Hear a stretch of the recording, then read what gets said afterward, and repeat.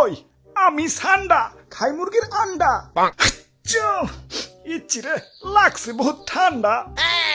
Saudi আরবে কফিলের যন্ত্রণায় 1971 সালে আমার দাদা পরদাদারা সৌদি ছেড়ে বাংলাদেশ এসে বসবাস শুরু করছিল। থ্যাংক ইউ দাদু।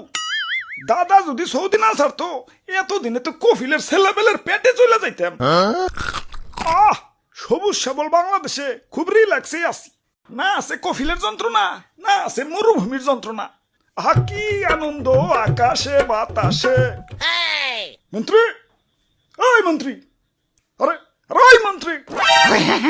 জি জি হুজুর। সারাদিন টিকটক দেখলইব, রাত সবার কাম করবো কেঠা? তোমার জেঠা। আরে হুজুর দেখেন না, নেট দুনিয়া তো পুরাই ঠান্ডাময়। আপনি তো পুরাই ভাইরাল হয়ে গেছেন। নেটে ঢুকলেই খালি আপনার ছবি। কি কও, তাই নাকি? কিরে ফোন দিল কারা? হ্যালো, কে? সময় টিভি ইন্টারভিউ দিতে হইব। বাহ, ভালোই তো। আচ্ছা ঠিক আছে। আবার কারা? হ্যালো, কে? নিউজ 420 কি? আপনার চ্যানেলও ইন্টারভিউ দিতে হইব? আচ্ছা আচ্ছা ঠিক আছে। হ্যালো, না না না, ইন্টারভিউ দিতে পারব না, ব্যস্ত আছি। ফোনের উপরে ফোন আইতেছে। ভাইরাল হয়ে যন্ত্রণায় আছি, ফোনের পর ফোন। এই বাঙালি নিউজ রিপোর্টার কি খাইয়াতে কোনো কাম নাই? কেউ ভাইরাল হইলি হয়, ওরে নিয়ে নিউজ বানাইতে বানাইতে জগা খিচুড়ি বানাই দেয়। মানুষে পাত দিয়েও সারা পারে না, ওইটাও নিউজ হয়ে যায়। বাবাই খালি নিউজ রিপোর্টাররা না, ইউটিউবাররাও। তাই ভাইরাল হয়ে ভালোই লাগতাছে, নিজের পুরো মেগা স্টার ফিল হইতাছে। সাকিব খান রে ফোন দিয়ে ক বরবাদ টুতে যেন আমারে রাখে। আরে হুজুর, খবর কিছু রাখেন। বরবাদ টুতে আপনারা রাখবো, নিশ্চয় রাখবো। তো এই অ্যাক্টর হিসেবে না, খাবার টেবিলের খাবার হিসেবে।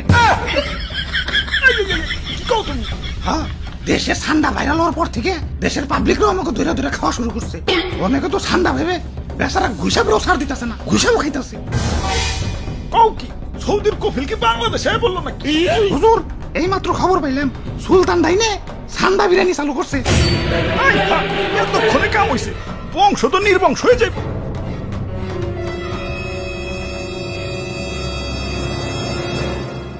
না, অনেক হয়েছে, আর না। এর একটা ভিত করুনি লাগবো। মন্ত্রী, আমার সৈন্যদের প্রস্তুত করো। যা যা আছে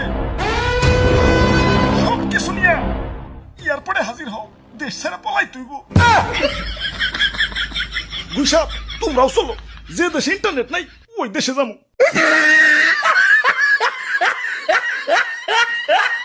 দাদু